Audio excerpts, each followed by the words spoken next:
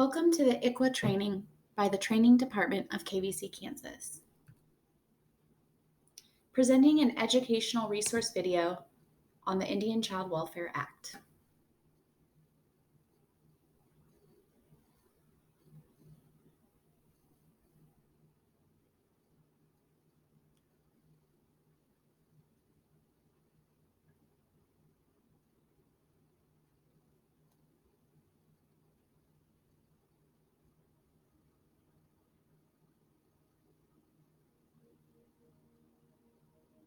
I would like to introduce myself as a reason that ICWA exists.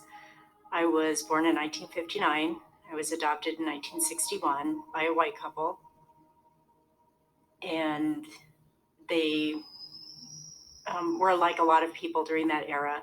My mom just wanted a baby, and my dad wanted to save a poor Indian child.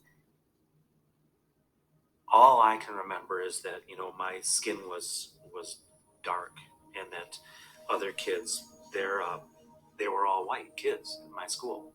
So what I would do is I would take toothpaste and I'd put it on my hands and I would rub it on my arms and rub it on my neck and my face. Even though it burned real bad, it kind of, in my mind, it made me look more white so I would fit in. It was me. They hurt like me.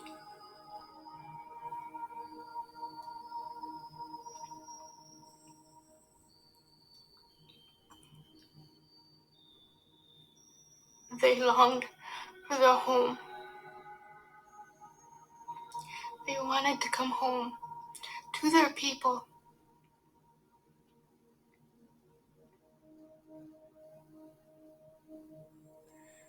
It almost killed me, but being brought back to the circle with our people is what saved me.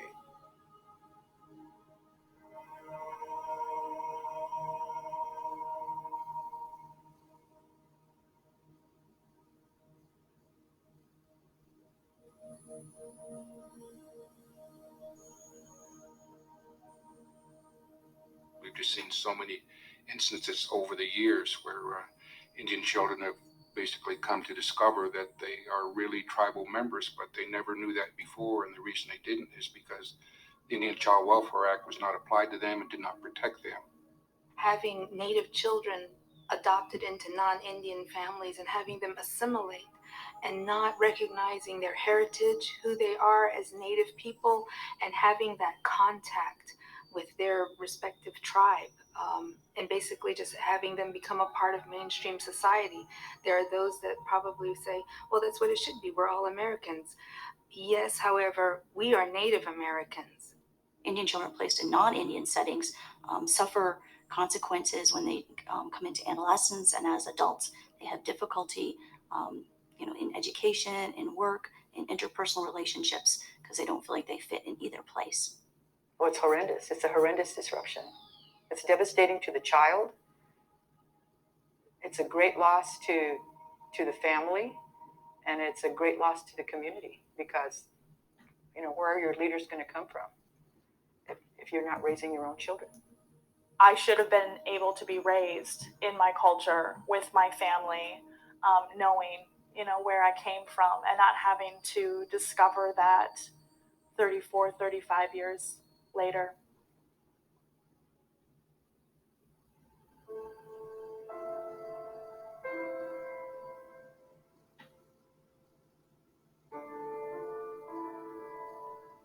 The BIA boarding schools were the first attempt to try and shape what the future of Indian people would look like.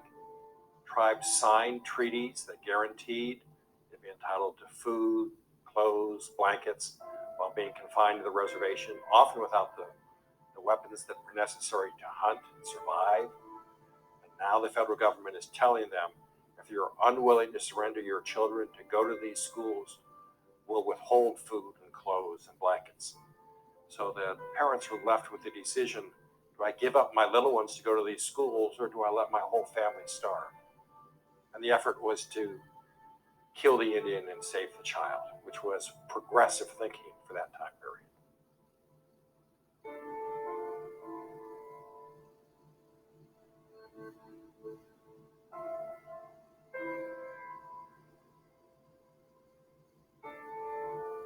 In the late 50s, early 60s, CWLA, the Child Welfare League of America, was the cutting edge thinking on what progressive child rearing practices ought to be. They got together with the Bureau of Indian Affairs, created the Indian Adoption Project. The justification for the Indian Adoption Project was the use of the rubric of neglect to justify the fact that these children were being deprived of a good life because they were still tied to notions of tradition and culture. On the Potawatomi Reservation in Hannibal, Michigan, the families made their living by harvesting pulpwood, and they would go out as a couple and gather and harvest this pulpwood, leaving the older children to watch the younger children. Social workers found out that they were doing this, and they came in and they got almost 200 children. And those parents were charged with child neglect, and they never saw those children again. One of the reservations still didn't have electricity. So children were removed because it was considered a not safe environment. And yet, not too many decades, before that, you could go many places in rural America, and people were still, using kerosene lanterns for light. So I don't consider that a good excuse. I consider that was just somebody using middle class standards and values to judge how other people live.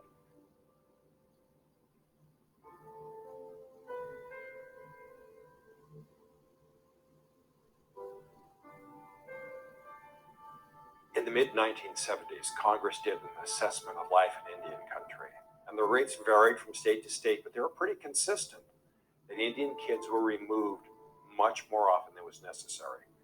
That became the driving force for the adoption of the Indian Child Welfare Act.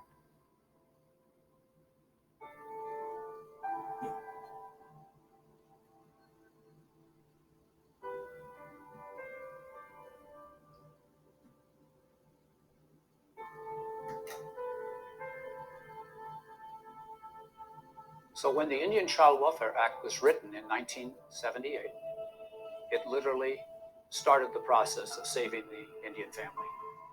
I feel that to my very bones, that was a great piece of legislation, a wonderful change in attitude. And then, of course, the question became, could our courts understand it and implement it? And that's been much slower. After roughly 30 years of ICWA, the Government Accountability Office looked at the question of disproportional representation of minorities in the system. What they found were that Indians were still out of home much more often than was necessary. And a couple of years later, the National Council of Juvenile Family Court Judges looked, and some states had gotten better, and some had gotten a little bit worse. Some had gotten dramatically worse.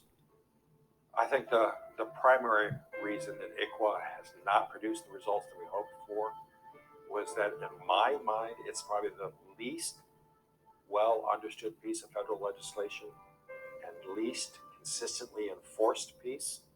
I mean, we're still talking about Indian Child Welfare Act seminars as being critical to new judges, and we still have judges who don't understand it.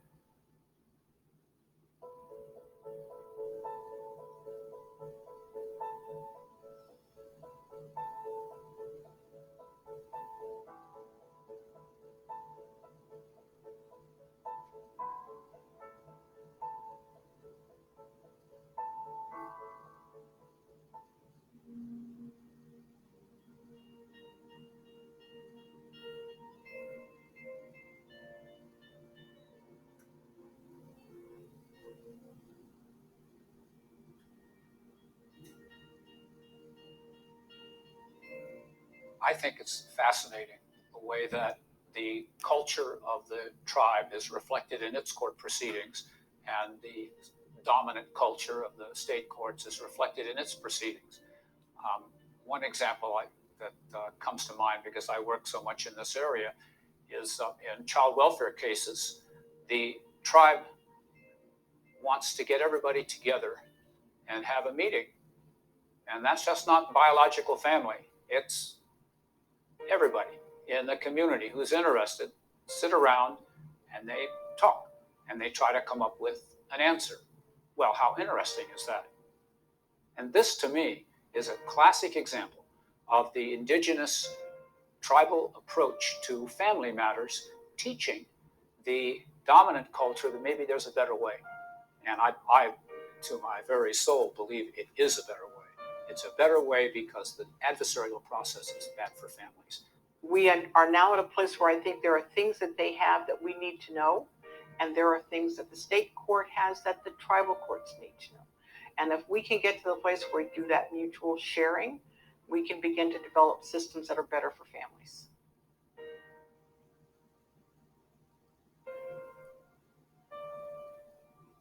One of the areas that tribes differ from states in terms of dealing with family problems is this notion of cutting children off from families. The traditional approach in non-Indian communities is to terminate parental rights if the parent's misbehavior reaches a certain threshold. In tribal communities, though, if you cut a child off from their family, grandparents and aunts and uncles and cousins, that really is almost active abuse upon that child. Because in the Indian community, things happen based on relationships, not just who you're related to, but who that child has that they can call on in times of need.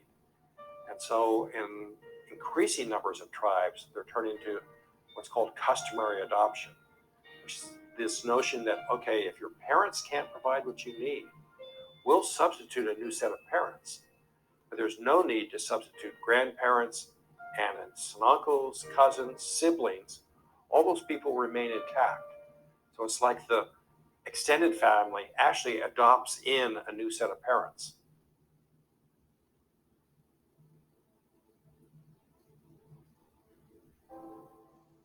The Indian Child Welfare Act addresses one of the most important issues to the tribes, and that is maintaining their tribal membership base.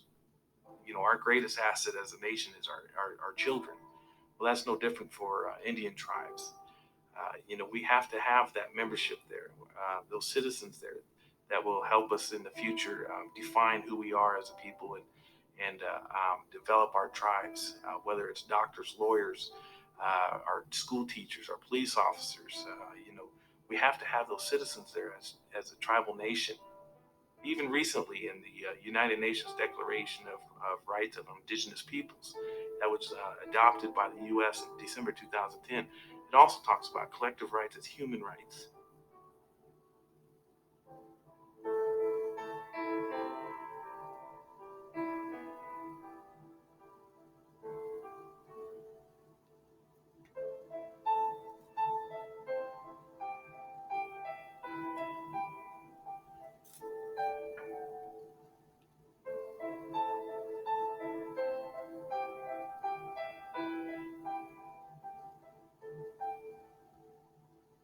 When a judge actually has an experience in coming to a tribe and interacting with tribal members, learning about the culture, I've seen heart changes that could not be communicated or learned through a book, through a workshop, through a presentation. It's something that's on a deeper level of understanding. If you can do a discussion of the history and you bring in people who've actually lived it or are living it, then it gains a great deal more credence, and people begin to really understand that the decisions being made from the bench have long-reaching ramifications for these children and families, and it becomes a different kind of experience. We've been fortunate. We've been able to have, at this point, 2 cross-sites visits in Arizona, one with the Gila River Indian community, and we just recently had one with the Pasquayaki Indian community. We brought together not only, at the last one, we had state judges, tribal judges, we had social workers present, we had prosecutors, we had probation officers, we had defense attorneys, and we had service providers from the tribe, and we all met together, and it was a wonderful day spent together and learned more about each other and each other's processes and made those connections. What I'd like to say to judges across the country is to never let anyone tell you that you don't have any Native American children that ICWA applies to. It's a lie. It's not true. You do. I don't care whether you're in New York City, Arizona, Charlotte, North Carolina, Atlanta, Georgia, Seattle, Washington, or anywhere in between. There are Native American children that ICWA applies to in your jurisdiction. So ask the question. And I can't think of a law that I apply every day that allows me to do the right thing more often, honestly. And it's incredibly important, and all judges need to know and understand it and try their best always to do the right thing.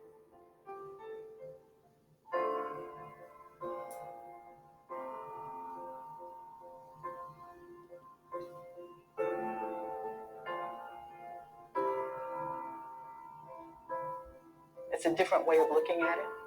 But for our children, they don't belong to just the mother and the father, and they don't belong just to the grandparents. They belong to the community. And everybody in that community has a responsibility to make sure that the children are safe, that the children are nurtured, that the children are educated, learning. So just think how much healthier that is to have a whole community that cares about you, that knows who you are, that knows who your family is. It's a beautiful thing. And when we say Chatasiyahuke, I am Choctaw. That's who I am. I say it with my language. I feel it in my heart. And that, I think, is the strongest message that any of us can share. I'm sure is with you, with your heritage, who you are, who your people are. Those are the things that make us who we are. These Indian babies have a whole heritage and a whole culture, a beautiful culture that they need to know. Live a life of anguish, of hurt, of pain, and just to finally come home. And what was special about it, it wasn't my immediate family, but it was our people. I felt so connected with who I was as an Indian person in my community and my people and generations back. It was that hole that I had lived with growing up was getting smaller and smaller and smaller. And standing in that circle and hearing that drum that goes to that place in your heart where there are no words. And that's where the healing needs to begin. And that's where it began for me.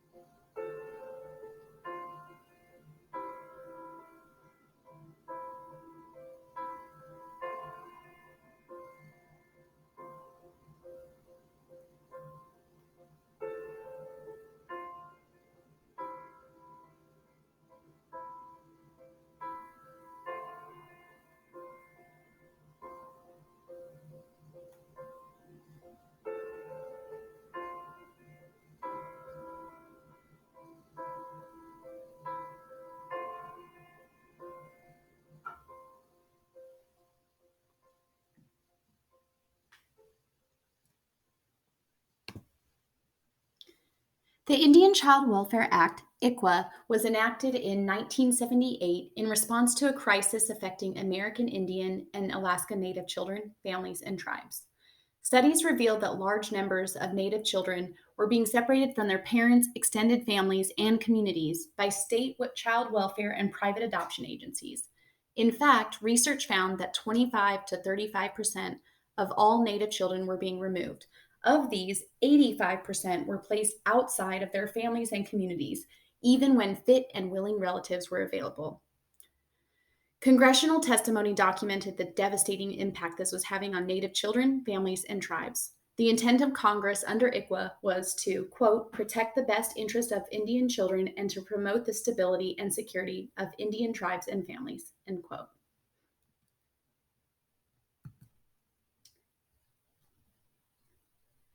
The National Indian Child Welfare Association says the Indian Child Welfare Act was born out of the forced removal of 1 out of every 3 children from their homes in the late 1970s. This issue is far from ancient history as we continue to see the devastating effects of non-compliance with ICWA in presenting the Heart of ICWA, Becky.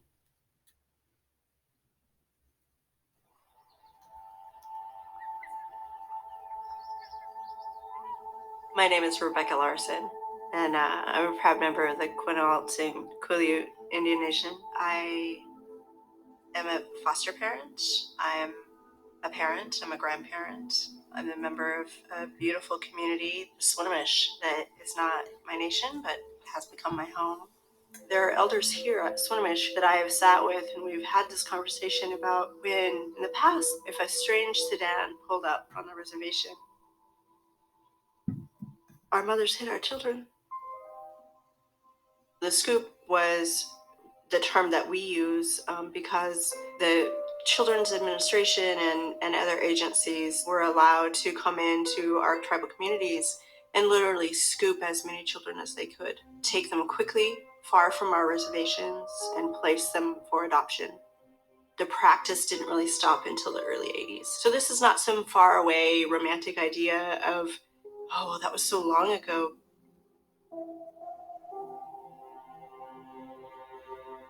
My mother, Karen, was taken during that era from my grandmother, Myrtle.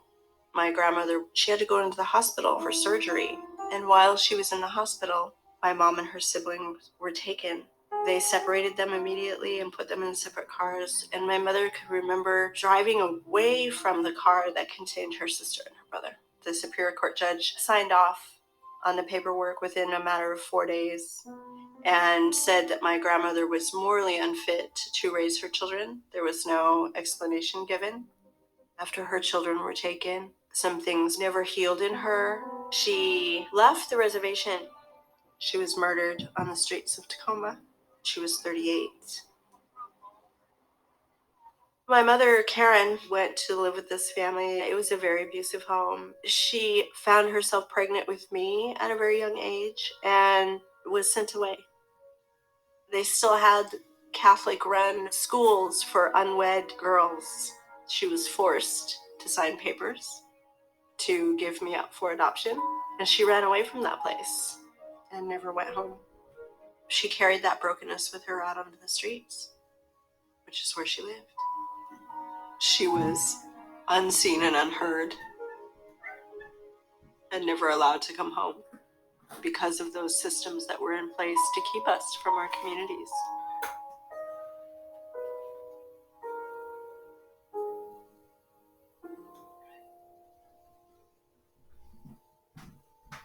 I was taken at birth and placed in a foster home. And I can remember the day my social worker came to collect me and take me to meet my prospective parents. I was not quite 4. I remember meeting these strange people, non-native folks. They oohed and awed over me, and in less than a week, my things were packed. It was the 70s, and there was no ICWA in place to protect me. My adoptive mother was very abusive to me physically. My adoptive father, he was very abusive to my mother. My going to 18 different schools was so that my father couldn't be found out. We moved to protect his abusive behavior. Moving to Swinomish was a moment of grace to be connected to a tribal community and to people who I understood inherently. What really saved me in that situation was being able to talk to the youth director, and I shared with him the things that were going on behind closed doors in my home. And he and his family, they just took me into the fold of their family, because that's what we do as Indian people. We are tied to our culture in a way that I think is very different from other communities. You don't grow up with just your nuclear family, your immediate parents and your immediate siblings. In tribal communities, we grow up together in large extended families. Most adoptees who are not covered by ICWA and who are adopted out into non-tribal homes are not afforded that. That unsettled feeling, they don't even know what that is. It wasn't until I became connected to a tribal community that I understood it had to do with my disconnection to our people. I think that my life would have been very different if ICWA had been available or in existence at the time of my forced adoption, being taken from my mother, and certainly would have changed my mother's life during the scoop era if it had been in place at that time to protect her, that she would have been placed with a family within our extended family. She would have stayed connected to our culture and to our people. For me, coming full circle, wanting to become licensed as a foster home is to keep our children connected to their communities so that they don't feel that strange, where am I? Who am I? Where do I come from? I didn't become a licensed foster parent in hopes to fast track adopt children. I have 2 boys in my care right now, little boys who are lost in the system. There are people longing for them to come home. When I tuck them in at night, I would pray for their mom, and we pray that she can do the things that she needs to do. Because as a foster parent, your goal should always be reunification. The assault on our communities against our children, it continues today. When our children are lost, they languish in care. The disproportionality of the numbers of our children who are in extended care, who do not return home, are horrific and wrong. And ICWA is in place to protect us from that. Sometimes people say that the issue is too complex. And when I hear that word, I think about my mother dying. I think about my grandmother being murdered. I think about my great-grandparents. And I think about our ancestors that have prayed for us as children and as great-grandchildren and as far down as they could think ahead. What ICWA brings to our communities is the hope that our children are going to be connected to us and not lost to us forever.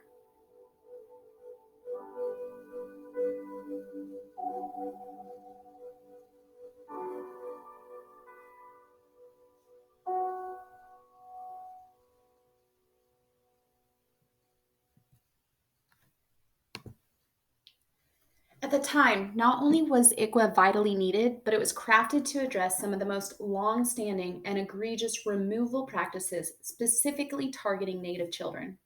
Among its added protection for Native children, ICWA requires caseworkers to make several considerations when handling an ICWA case, including providing active efforts to the family, identifying a placement that fits under the ICWA preference provisions, notifying the child's tribe and the child's parents in a timely manner of the child custody proceeding, and working actively to involve the child's tribe and the child's parents in the proceedings and other important casework decisions.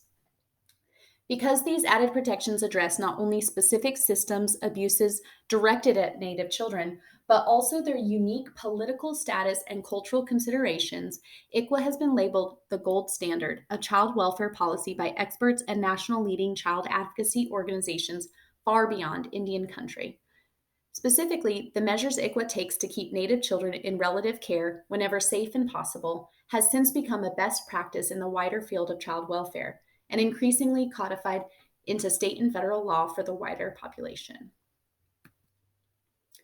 Although progress has been made as a result of ICWA, out-of-home placement still occurs more frequently for American Indian, Alaska Native children than it does for the general population. The overrepresentation of American Indian, Alaska Native children often starts with reports of abuse and neglect at rates proportionate to their population numbers, but grows higher at each major decision point, from investigation to placement, culminating in the overrepresentation of American Indian, Alaska Native children in placements outside the home. One study found that, due in large part to systemic bias, where abuse has been reported, American Indian, Alaska Native children are 2 times more likely to be investigated, 2 times more likely to have allegations of abuse substantiated, and 4 times more likely to be placed in foster care than white children. In 2017, nationwide, American Indian, Alaska Native children were overrepresented in foster care at a rate 2.7 times greater than their proportion in the general population, meaning that although American Indian, Alaska Native children are just 0.9% of all children in the United States, they're 2.1% of all children who are placed outside their homes in foster care.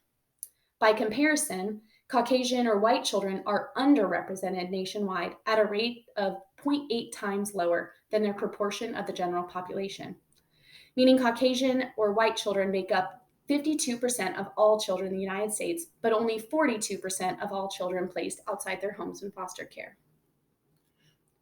2018 research on systemic bias in the child welfare system yielded continued shocking results. American Indian and Alaska Native children are 4 times more likely to be removed by state child welfare systems than non-Native children, even when their families have similar presenting problems. 13 states have significant overrepresentation of American Indian, Alaska Native children in their foster care systems, where American Indian, Alaska Native children are in state foster care at a rate 14 times higher than their rate in general population. 56% of adopted American Indian, Alaska Native children are adopted outside their families and communities. The National Indian Child Welfare Association says ICWA is considered the gold standard of child welfare practice, keeping any child from their loving extended family that have the ability to care for them is not in their best interest. Children thrive when they know their culture. In presenting the heart of ICWA, Lucas.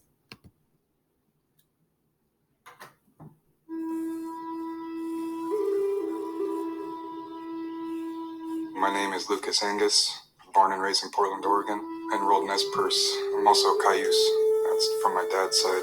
I'm also Tlingit Haida descent from my mom's side. As far as I know, when I was born, I was immediately adopted.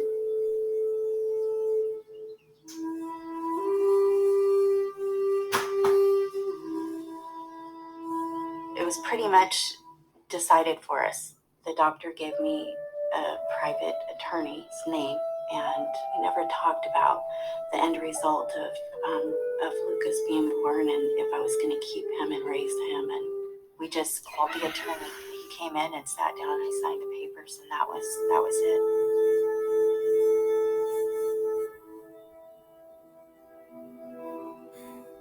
I was sick. I became anorexic. I didn't eat for almost 2 months, and I got a call from the attorney, and he said that we made a mistake and you need to go to court and give him up again. And I said no. That was the beginning of the adoption battle. The woman who adopted me, in our case, she wasn't knowledgeable of the law and ended up with a child that she adopted illegally without her knowledge of that. The legal proceedings to get me back took, I think, almost 2 years. I had no idea what I was up against, but I was willing to do what it took. The very first visit, I sat on the floor and he walked around me, and then he just all of a sudden came over and looked at me in the face and then sat down on my lap, and he put his ear up to my heart. I remembered my heartbeat. If ICWA would have been complied with, so much time would have not been wasted. Counseling, broken hearts. The adoptive parents and I, we were fighting for something very dear and precious. She did what she had to do. I did what I had to do. The problem with me was, there was too many people that wanted to have me and love me. The end result of ICWA is, it's amazing. It's amazing to see it in place right here.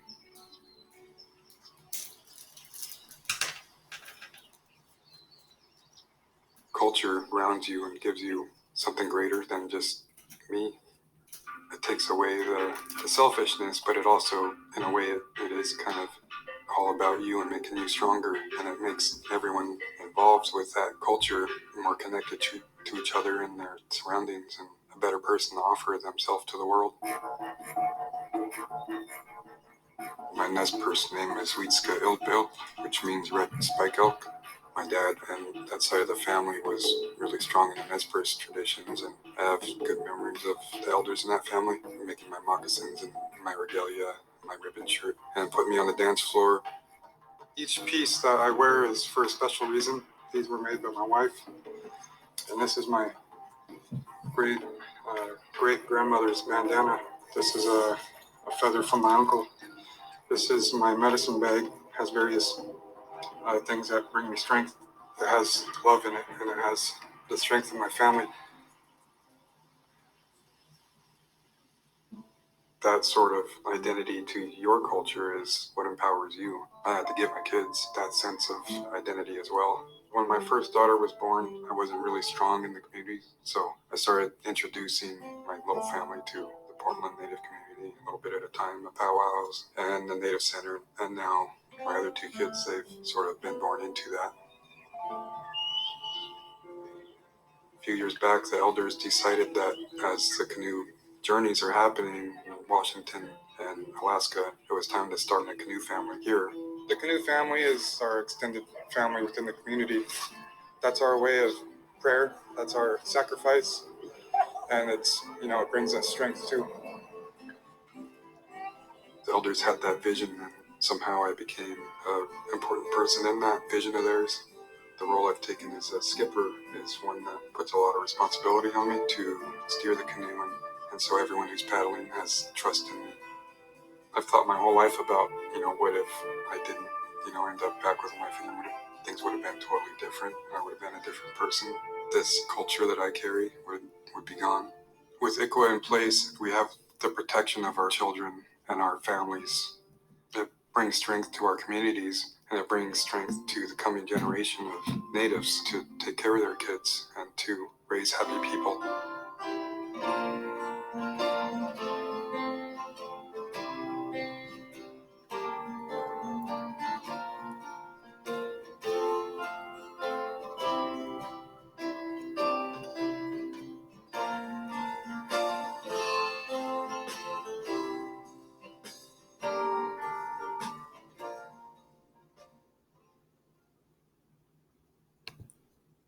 What is best for the child is what is best for the tribe.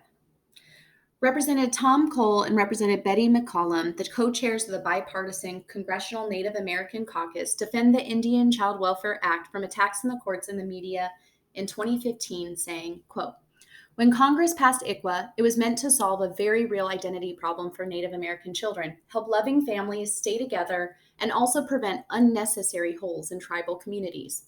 But most importantly, it sought and still aims to ensure children live in the environment where they are best cared for and most loved. Certainly, tribal nations care deeply for their youth and the continuation of a special heritage to them, and ICWA is meant to help the majority of Native American children and youth stay connected with that heritage. However, there are circumstances when that is not possible, either with the absence of a willing guardian in the tribe or due to an abusive living environment. In such cases, ICWA provides guidance and requirements for legal separations, including private adoptions and foster care placements. But similar to the Hague Convention that regulates international adoptions, ICWA encourages tribal nations to make a reasonable effort to facilitate a tribal adoption first, preferably with a family member. As with any matter involving the safety of our nation's children, everyone wants a simple and certain solution. As legislators, we must ensure that ICWA continues to serve the best interests of Native American children and prevent their safety from being jeopardized. The hope is that Native American children can safely remain with their tribe and be brought up to know and appreciate their important heritage. We should be careful about the language we use and the laws we put forward, and ultimately, when interpreting or revising ICWA, we should reflect on what is best for Native American children." End quote. The National Congress of American Indians presents Fawn Sharp, the president of the Quinault Indian Nation, discussing why it is vital for Native children to be raised in Native families and communities immersed in their Native language and culture. They need to understand that a child to be raised as a Native child needs so much more than a nuclear family, a mom and a dad. that a Native child is the product of generations of historical trauma, not just in their own life, but in their grandparents or great-grandparents or great-great-grandparents have had to contend with historical trauma. And those issues are present day in any new child that's born into Native cultures. And the way that we're able to heal as a people is through our language, through that connection with our lands. And it's proven time and time again, an Indian child that's taken out, they're brought back in, there's a connection. And we just have this connection that transcends generations and transcends time. We are a people that are connected to our lands, to our salmon, to our people and our cultures, our language and our traditions. And a child that's brought back in just has that connection. And so it's important for states to understand that when you're dealing with the life of a child, it is so much more than just a nuclear family that child, that Native child needs to become whole. ICWA is still needed today. Much of the available data, though limited, can be attributed to non-compliance with the federal law itself. For most of its history, ICWA has lacked an official oversight agency at the federal level, a national data collection apparatus, and an enforcement authority. As a result, research indicates inconsistent and varying degrees of state compliance with ICWA requirements and sanctions. To address these uncertainties and to improve implementation of ICWA, in December 2016, the Bureau of Indian Affairs, otherwise known as BIA, provided additional federal guidance, the first revision since 1979. Who is covered by ICWA? Indian children involved in state child custody proceedings are covered by ICWA. A person may define their identity as Indian, but in order for ICWA to apply, the involved child must be an Indian child as defined by the law. ICWA defines an Indian child as unmarried, under 18, and a tribal member or eligible for membership and the biological child of a tribal member. Under federal law, individual tribes have the right to determine eligibility, membership, or both. However, in order for ICWA to apply, the child must be a member of or eligible for membership in a federally recognized tribe. There are 574 federally recognized Indian nations in the United States, variously called tribes, nations, bands, pueblos, communities, and native villages. Approximately 229 of these ethnically, culturally, and linguistically diverse nations are located in Alaska. The other federally recognized tribes are located in 35 other states. Additionally, there are state-recognized tribes located throughout the United States, recognized by their respective state governments. A reminder on the provisions of ICWA. ICWA requires caseworkers to make several considerations when handling an ICWA case, including providing active efforts to the family, identifying a placement that fits under the ICWA preference provisions, notifying the child's tribe and the child's parents in a timely manner of the child custody proceeding, and working actively to involve the child's tribe and the child's parents in the proceeding and other important casework decisions. To discuss these further, an article of the American Bar Association states best practice as, though the regulations indicate that the court should ask initially and place the burden on parties to inform the court thereafter if any new information arises, the 2016 guidelines and many states' best practice guides recommend asking at every hearing if the participants have any reason to know the child may be an Indian child. While ICWA does not cover cases where there is not yet court involvement, as the 2016 guidelines note, agencies will benefit from asking about possible tribal affiliation as soon as possible. Tribes may have resources that can help prevent removal, including services and placements. The article continues to state, given the past systemic efforts to break up Native American families, including through government-led boarding schools and the Indian Adoption Project, families may be reluctant, understandably, to acknowledge their tribal affiliations to government entities. Explaining the reason for the inquiry can be helpful, stating something like, if your child is eligible to enroll with a tribe, there may be additional services and support. In asking, it is appropriate to ask about American Indian Alaska Native ethnicity, as that may lead to information about whether ICWA applies. However, it is important to understand ICWA is not based on race, but political relationship with the tribe and tribal citizenship laws may not be based on ethnicity in a predictable way.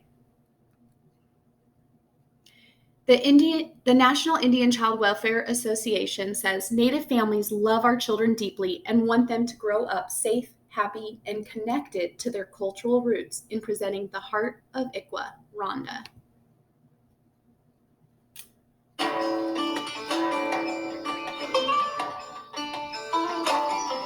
I can introduce myself. Week Uya Mhan Rhonda Kwededaka Mahakutana Iyite, which means my friends, Rhonda is my name, and I'm of the Cow Creek people. You're going to learn that someday. Joseph, my grandson. Joseph's 8 years old, and he's quite the little joy. He's a very smart little boy. It's important for him to learn the Gelma language because he'll know this is where he comes from, this is where our people come from. I worked for the tribe for the last 24, almost 25 years, from human services, ICWA worker, to the cultural department. Being an ICWA worker for the tribe, I was immersed in all of the court battles, the caseworkers, the parents, the kids missing their families, their homes.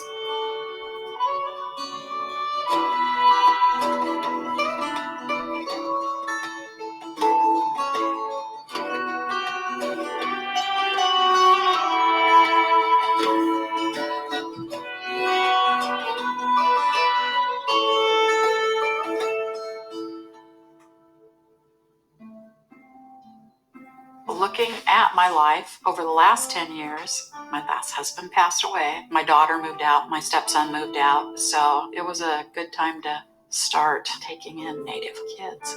I took in Tessa, Jesse, and Brittany, who were also my cousins, and started a journey with them.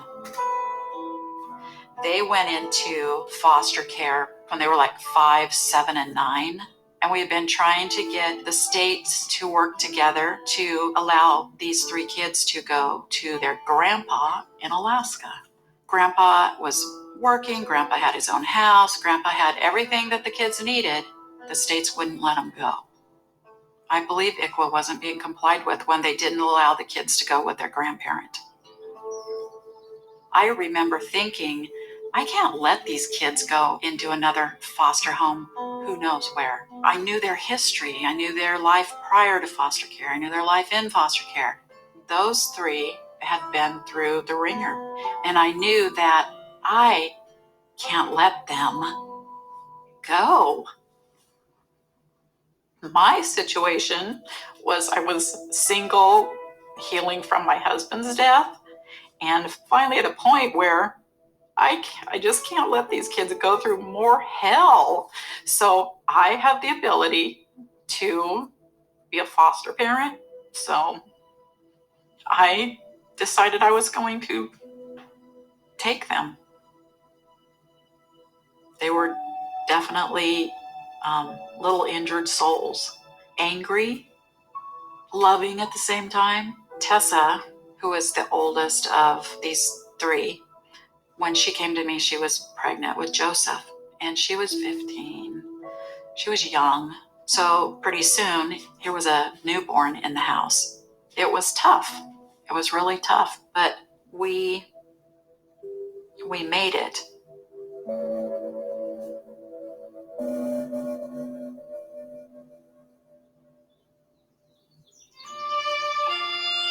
ICWA helped keep my family together. Had ICWA not been in place, what would their lives have been like?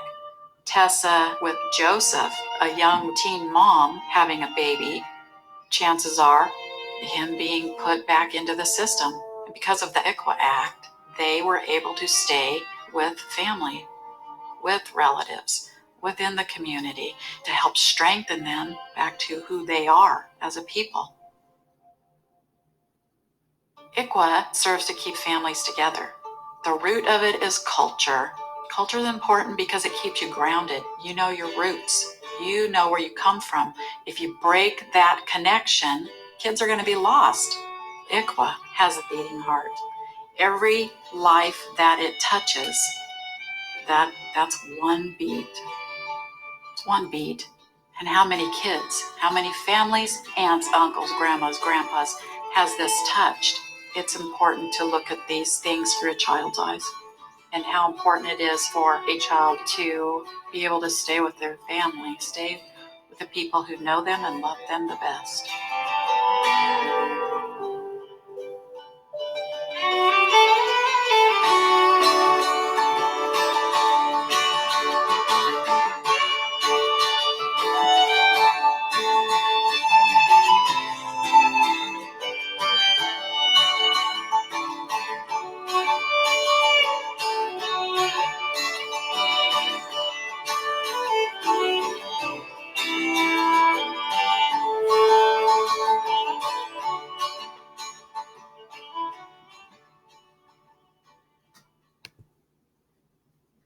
On the ICWA provisions to notify the child's tribe and the child's parents in a timely manner of the child custody proceeding, and to identify a placement that fits under the ICWA preference rule. Ensure that judges and system stakeholders are asking if the child has Native heritage prior to the initial hearing, and in every hearing following the initial hearing if applicability has not been determined.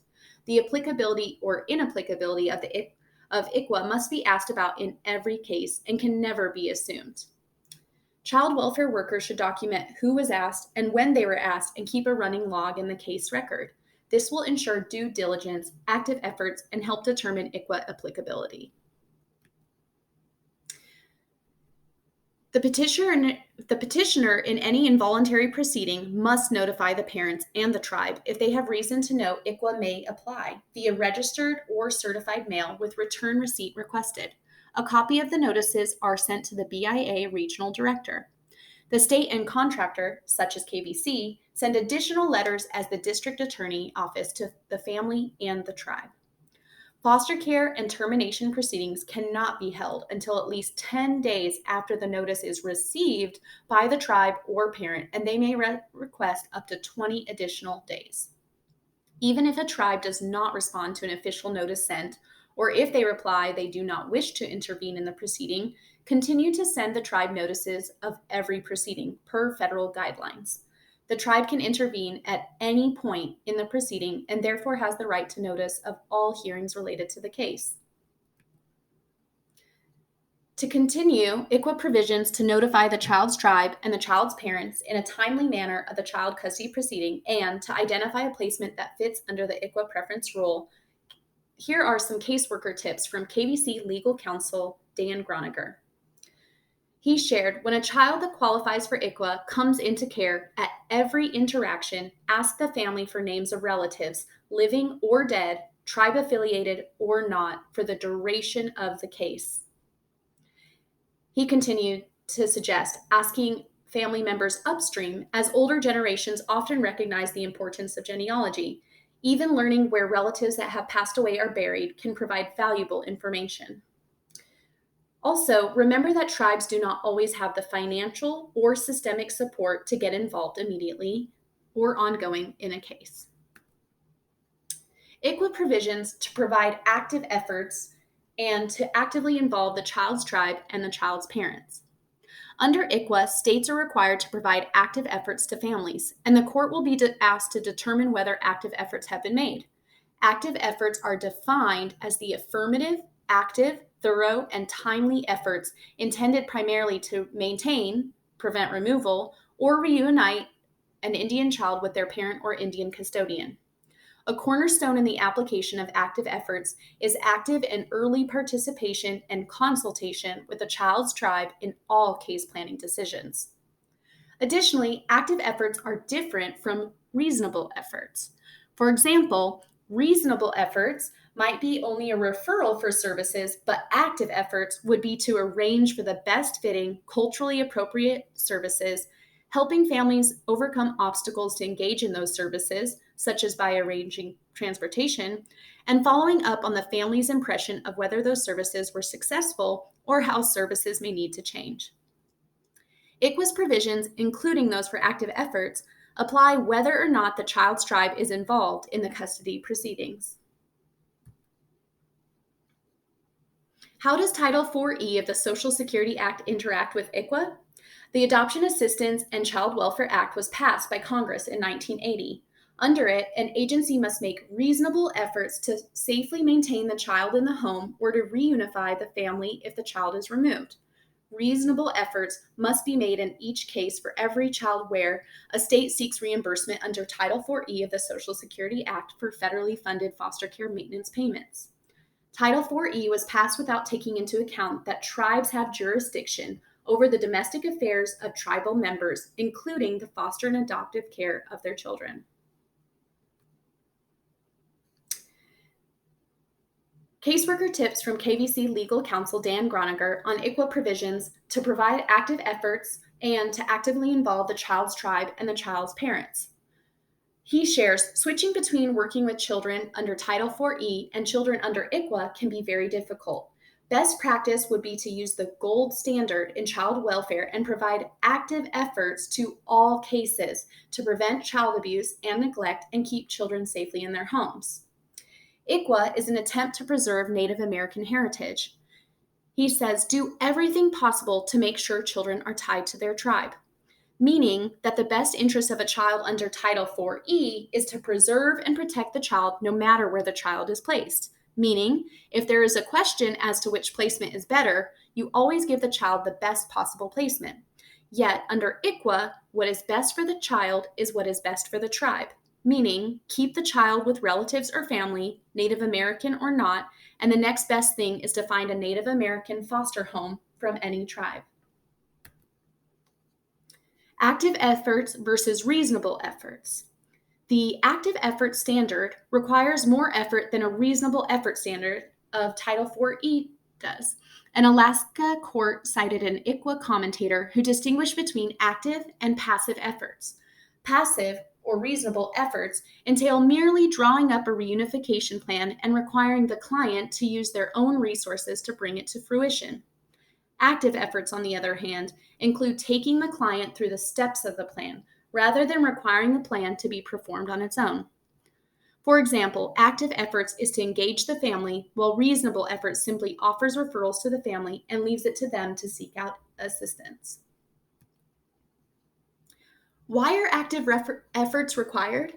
Congress found that an alarmingly high percentage of Indian families are broken up by the removal, often unwarranted, of their children from them by non-tribal public and private agencies, and that an alarmingly high percentage of such children are placed in non-Indian foster and adoptive homes and institutions, and that the states exercising their recognized jurisdiction over Indian child custody proceedings through administrative and judicial bodies have often failed to recognize the essential tribal relations of Indian people and the cultural and social standards prevailing in Indian communities and families. Active efforts are thus required to prevent the breakup of an Indian family by preventing an out-of-home placement or by fostering reunification when the child is removed from the physical or legal custody of their parents. Do active efforts include the extended family? Yes, the Bureau of Indian Affairs guidelines provide that a court should take into account the prevailing social and cultural conditions and way of life of the Indian child's tribe. Remedial services shall also involve and use the available resources of the extended family, the tribe, Indian social services agencies, and individual Indian caregivers. The National Indian Child Welfare Association states data, history, and countless heartbreaking personal stories show that Native families in crisis need ICWA to protect vulnerable children from the harm of being taken from their homes and communities in presenting the Heart of ICWA, Fawn.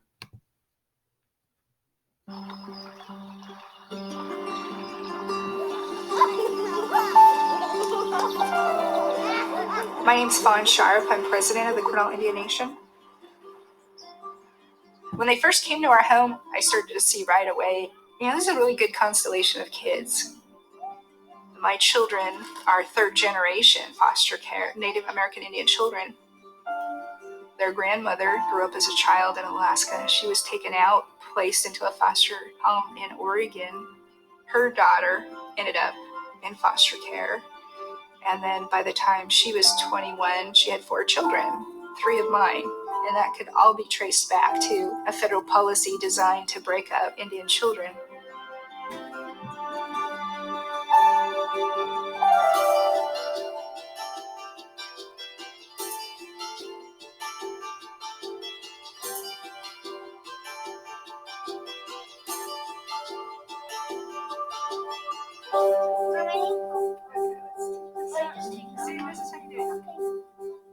The Indian Child Welfare Act is designed to keep Indian children whole. When states fail to comply with ICWA, it creates so many problems, not only for the families, but ultimately the children. Our son really started wanting a sibling. He said, "Mom, I want you to have a baby now," as though I could just deliver a sibling for him. My husband and I really started to have a serious conversation about adoption.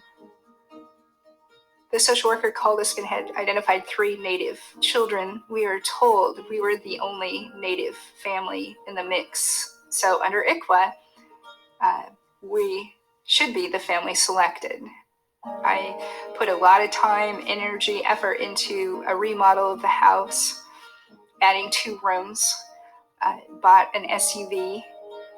I had a text message from the social worker, "Please call me." She said, "Fawn, I'm so sorry, but the selection committee picked another family." I thought to myself, I'm just going to simply ask for an administrative review just to ensure the Indian Child Welfare Act was complied with. I did a little bit of research and I came across a GAO report that highlighted the failure of states to implement ICWA the way it was designed and intended. Sure enough, about a month later, we got another letter that said, we did find they failed to follow the Indian Child Welfare Act. However, there's another family that we're going to be placing these children with. We let a good 2 months go by just to sort of, I guess, mourn that loss. In February of that following year, I received a call from a social worker. She said, "Do you remember the 3 children that you had gone through our process with last year? We placed them in a home and it didn't work out." I just thought, how could this happen?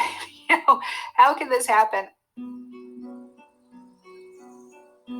They found that one of the members in the family had a criminal history. If they would have found during the review process that, there was a disqualifying factor, they wouldn't have been even sent to that home. So it was about a 2.5-year process of 2 different appeals and the back and forths and being placed in a home only for 4 months. When they first came to our home, the kids told me that they had gone through some pretty terrible things in that home, and we suspect they had gone through some unspeakable things. It crushes my heart to think that had Oregon followed the Indian Child Welfare Act, the children would not have been placed in a home where those things happened to them. It's going to be with them for the rest of their life.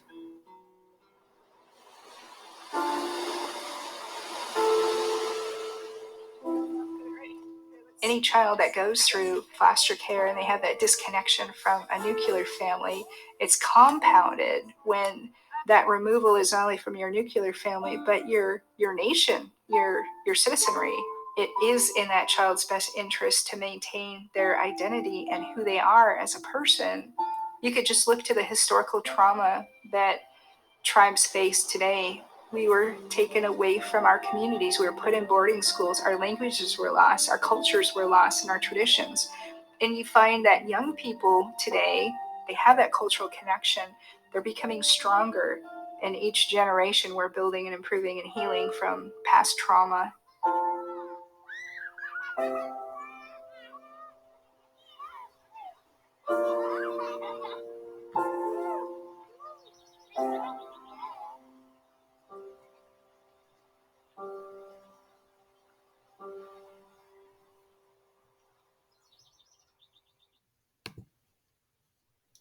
A non-exhaustive list of active efforts examples that the court may cite from the Bureau of Indian Affairs include 1.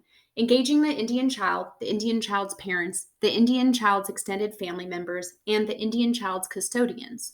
2. Taking steps necessary to keep siblings together. 3. Identifying appropriate services and helping the parents to overcome barriers, including actively assisting the parents in obtaining such services. 4. Identifying, notifying, and inviting representatives of the Indian child's tribe to participate. 5. Conducting or causing to be conducted a diligent search for the Indian child's extended family members for assistance and possible placement. 6. Taking into account the Indian child's tribe's prevailing social and cultural conditions and way of life, and requesting the assistance of representatives designated by the Indian child's tribe with substantial knowledge of the prevailing social and cultural standards. 7. Offering and employing all available and culturally appropriate family preservation strategies. 8.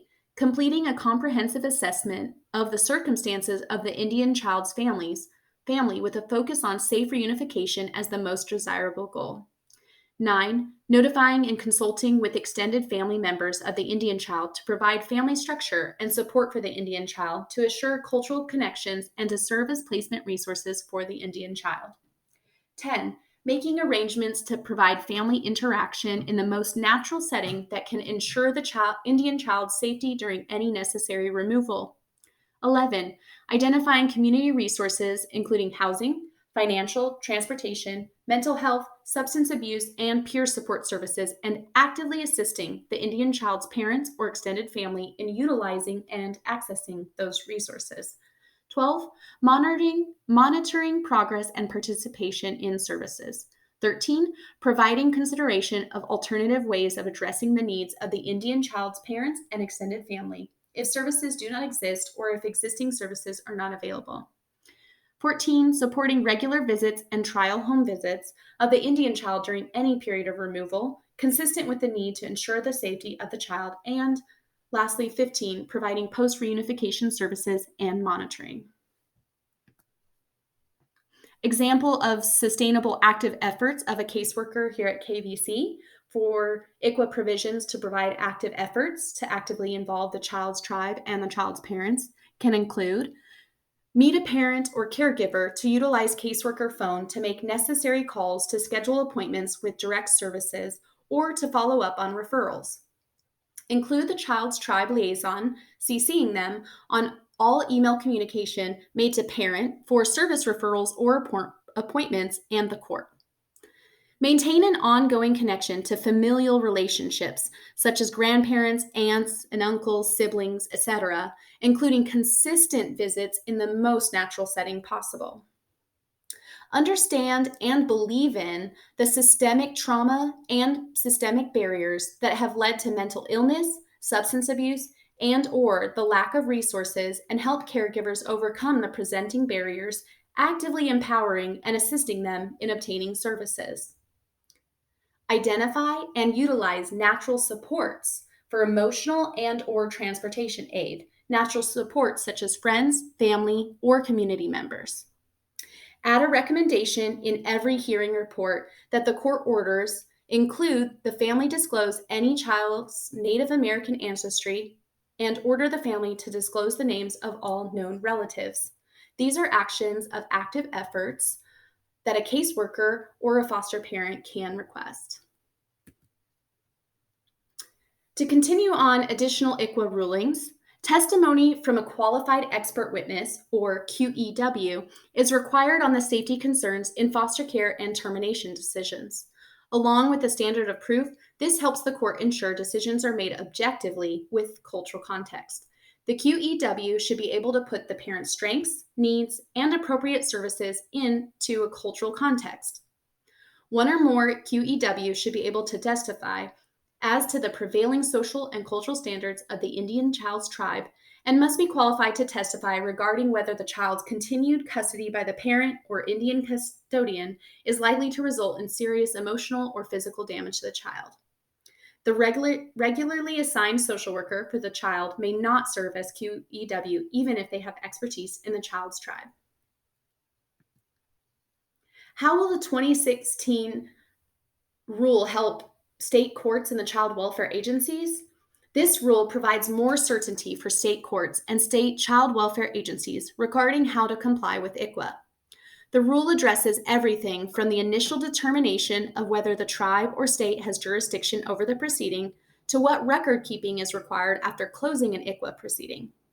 The rule will help state courts and agencies to identify whether ICWA applies, and if so, which provisions of ICWA apply to the type of proceeding at hand, helps clarify federal interpretations of ICWA terms and requirements, and establishes parameters for exercising discretion in the application of ICWA standards.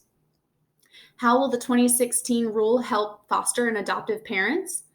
This rule will help foster and adoptive parents who are non-preferred placements by minimizing late discoveries that ICWA applies. The rule will help foster and adoptive parents who are preferred placements by promoting their early identification as preferred placements. How will the 2016 rule help Indian children, as defined by the law? The rule includes protections for Indian children that reflect the gold standard in child welfare practices. The rule promotes stability for the child by requiring early inquiry as to whether ICWA applies, by minimizing unnecessary separation of children and their parents, and by maximizing early placements of the child with extended family or other preferred placements. The rule also incorporates the best practice in child welfare of favoring extended family placements, including placement within a child's broader kinship community and placement with siblings, regardless of whether they are also Indian children. By minimizing late discoveries that ICWA applies and maximizing early placements of a child with extended family and other preferred placements, early and ongoing compliance with ICWA ensures that children are not moved from a foster adoptive home, regardless of the time spent in a non-familial or non-preferred home.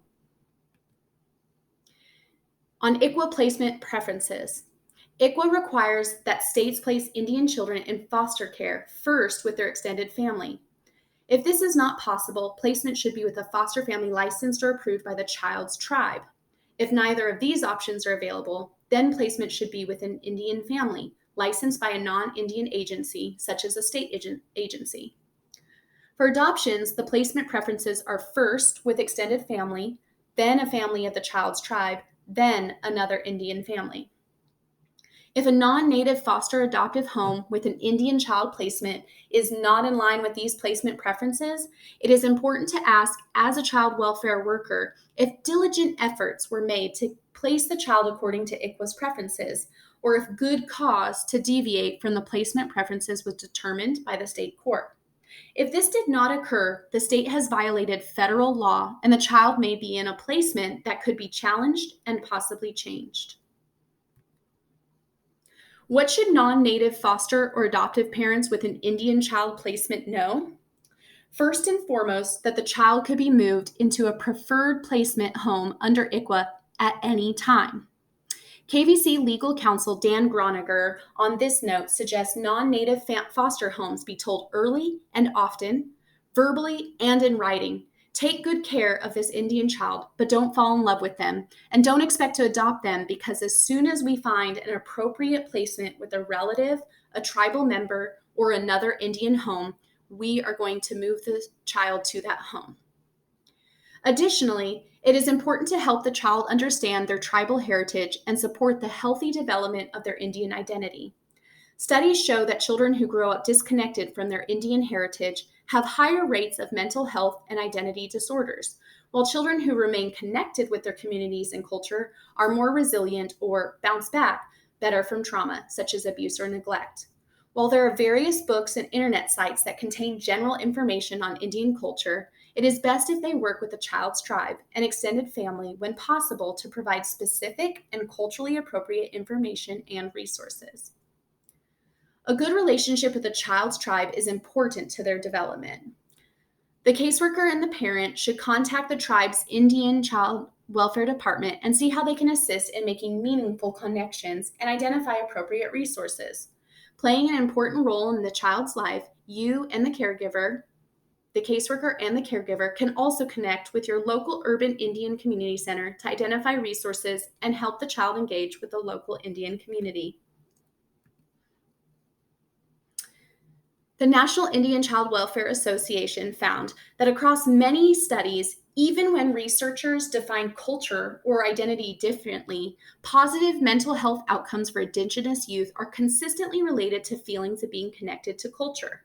This concept is known as cultural connectedness. It is different from participation in cultural events like powwows, ceremonies, drumming, and other traditional activities. This does not mean that participation in cultural events or practices is not helpful. It means that fostering feelings of being connected to cultural is important for youth well-being, even if participation in specific practices may not be possible or of interest to Indigenous youth. Whether support is provided to youth virtually or in person, discussing topics related to family and community can help increase a sense of cultural connectedness. For example, specific topics covered in sessions with youth could include traditional homelands, foods, medicines, tools, crafts, games, and spiritual practices. An example of an interactive activity to do with youth could be helping them to draw a family tree so that they can visualize their extended family and see their connection to them. In order to best serve the children and families of our community, we must develop and support collaboration between state and tribal court system, said Honorable Richard Blake, Hoopa Valley Tribe, President, National American Indian Court Judges Association.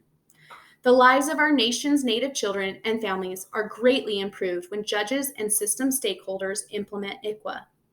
Judges and child welfare workers must commit to a course of action that is inclusive of tribal voices and that leads to real and sustainable change for Native children and families.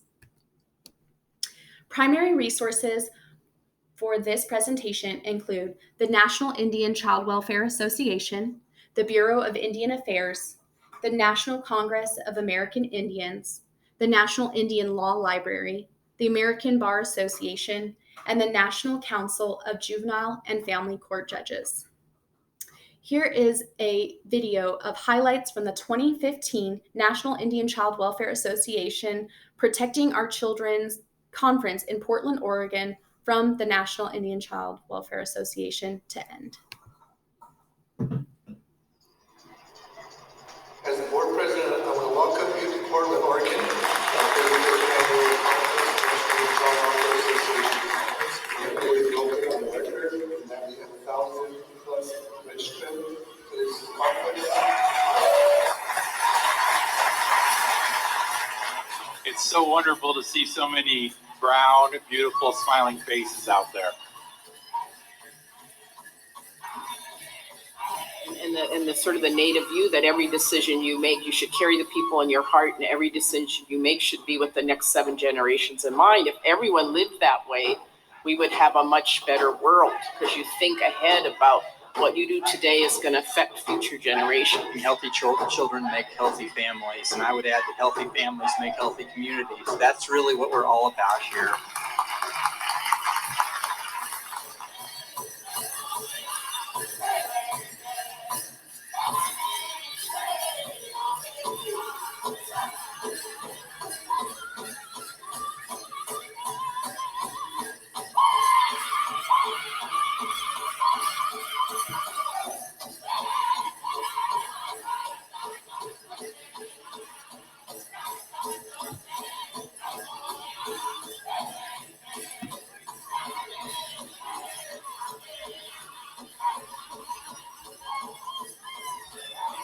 Ladies and gentlemen, let's welcome to the stage the 1491 group. Give them a nice big round of applause.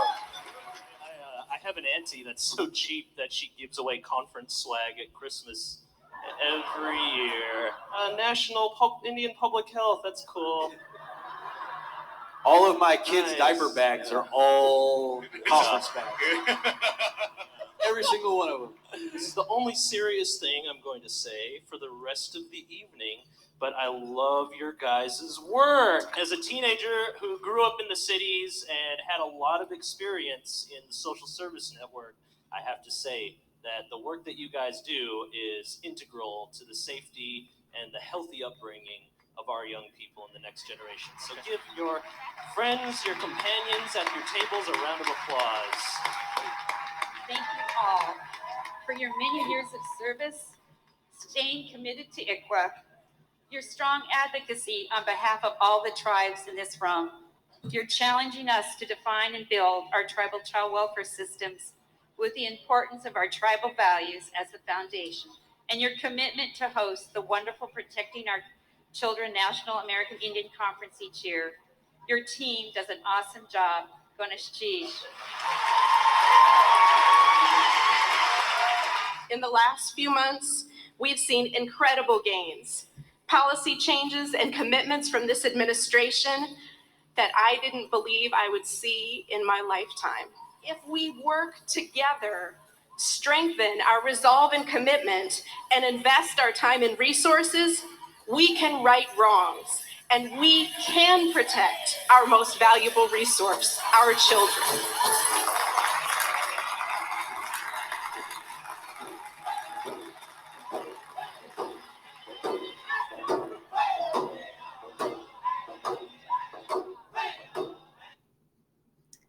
This concludes the ICWA training presented by Sansara Owens, she, her pronouns, of the KVC Kansas Training Department. You can reach her personally at saowens@kvc.org or the entire training team at training@kvc.org with any questions or comments. Thank you.